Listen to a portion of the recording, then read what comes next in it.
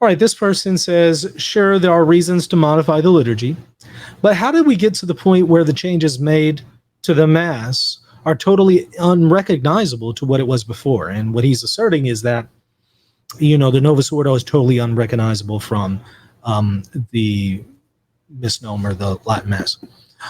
Okay, well, I don't agree with that. I don't think it's totally unrecognizable. I think you can see the substantial similarities between the two. But be that as it may, I do understand the sentiment in the way that some Novus Ordos are celebrated compared to the way some Latin Masses are celebrated. I understand the sentiment. Totally get it. So how did we get to that? Well, I would want to say that take the Missal of 1962, take the Tridentine Liturgy and its 1962 expression, because it's not the same as it was at the time of the Council of Trent. But take the Missal of 1962 and show that to a Catholic in Rome in the first century, and I promise you that will be unrecognizable to a degree way more beyond the differences between the Novus Ordo and the Latin Mass. And, he agreed with that, but he has a follow-up and he says, and you would be correct.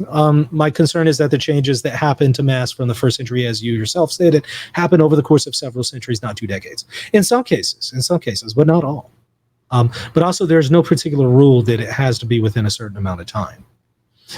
Number two, many of the changes to the Roman Rite did come about from interventions on part of the Pope and were authoritative acts of the Holy See. So that kind of, throws a monkey in the wrench to the view of organic development. So if you include magisterial interventions in organic development, then okay, we can speak of organic development.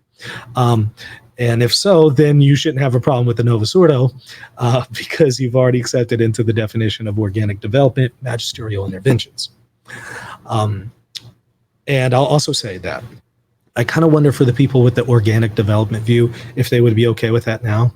Like, could you imagine going to a Latin Mass and say, okay, guys, go for it. Like, just start doing something, right? Organically develop something new here. You think they'd be okay with that? That's how organic development kind of happened in some cases, right? Local customs, local churches would start doing new things, right?